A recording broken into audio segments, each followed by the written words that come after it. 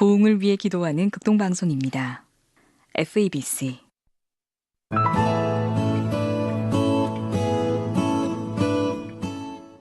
안녕하십니까. 말씀이 힘이 있어 흥황하는 교회 신월중부교회 최영강 목사입니다. 저는 캐나다에서 14년 동안 목회를 한 적이 있는데요. 제가 목회하던 교회는 처음에는 자체 예배당이 없었습니다. 그래서 캐네디언 교회를 빌려서 사용했습니다. 그러다가 후에는 그 교회를 매입해서 우리 자체 예배당을 가지게 되었습니다. 그런데 어느 날 엽서 한 장이 교회로 배달되었습니다. 그 엽서는 우리 교회로 온 것이 아니라 우리 교회의 전 주인이었던 캐네디언 교회 앞으로 온 것이었는데, 그 내용은 내년이 되면 귀 교회가 창립 140주년을 맞게 되는데 140주년 기념 시를 미리 만들라는 광고 엽서였습니다. 저는 그 엽서를 보면서 두 가지 생각이 들었습니다. 그 첫 번째 생각은 우리 교회는 이제 겨우 14년이 되었는데 캐네디언 교회는 우리의 10배가 되는 140주년이 되었구나 하는 놀라움이었고, 두 번째 생각은 그렇게 오래된 교회가 왜 교회 창립 140주년을 2년 앞두고 교회의 문을 닫아야만 했을까 하는 것이었습니다. 나름대로 여러 가지 생각들을 해보았지만 그 교회의 지난 140년간의 역사에 대해 잘 알지 못했기 때문에 그 답을 쉽게 찾을 수는 없었습니다.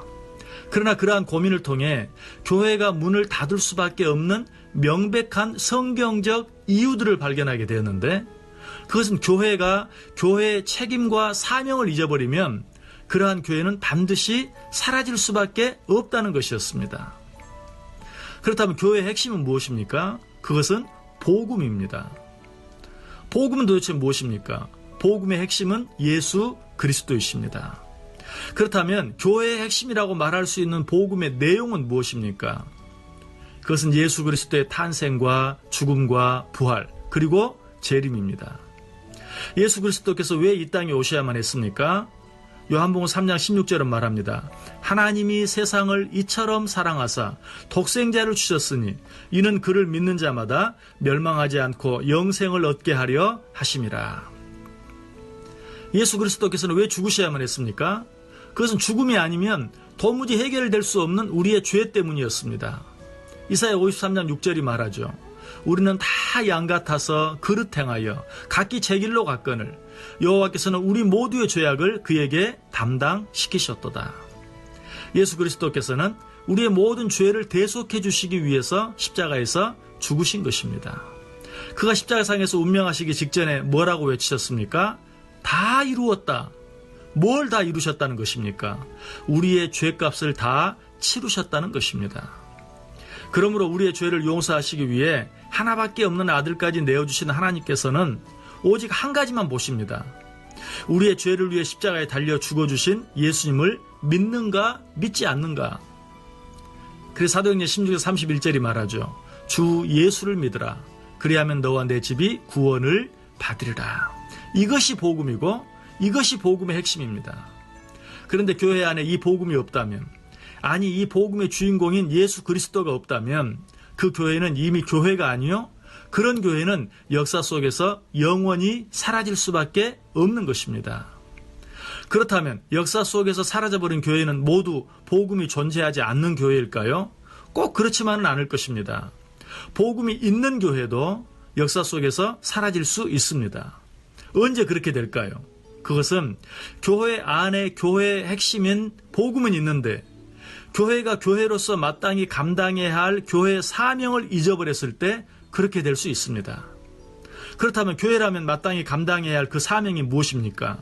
그것은 교회의 핵심인 복음을 널리 전파하는 것입니다. 교회가 자기들끼리는 복음을 가지고 있는데 그 복음을 자기 자녀들과 이웃들에게 전하지 않는다면 그 교회는 그 세대와 함께 늙어가고 결국에는 그 세대와 함께 교회도 일상을 떠나게 되고 마는 것입니다. 저희가 인수한 캐네디언 교회가 그러했습니다.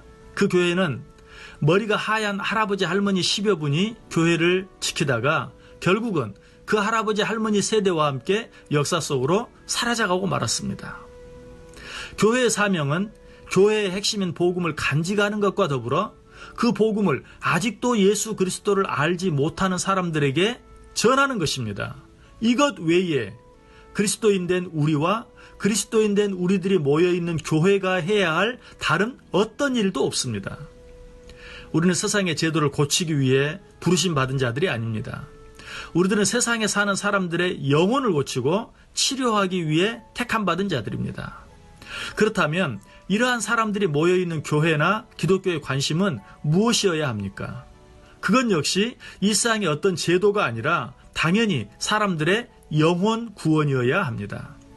교회나 기독교는 어떤 사건을 위해 있는 것이 아니라 사람을 위해 있습니다.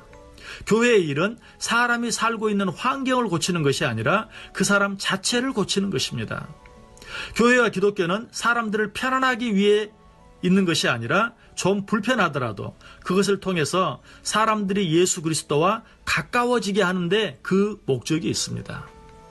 세상의 어떤 제도나 힘은 사람들로 하여금 예수 그리스도를 만나게 하는데 결코 도움이 되지 못합니다. 그 일은 오직 예수 그리스도의 복음을 전하는 일로만 가능합니다. 미련한 십자가의 도를 전하는 것으로만 가능합니다. 그래서 예수님께서 친히 말씀하시죠. 내가 곧 길이요 진리요 생명이니 나로 말미암지 않고는 아버지께로 올 자가 없느니라. 지금까지 말씀이 힘이 있어 흥황하는 교회 신홀 중부교회 최영강 목사였습니다.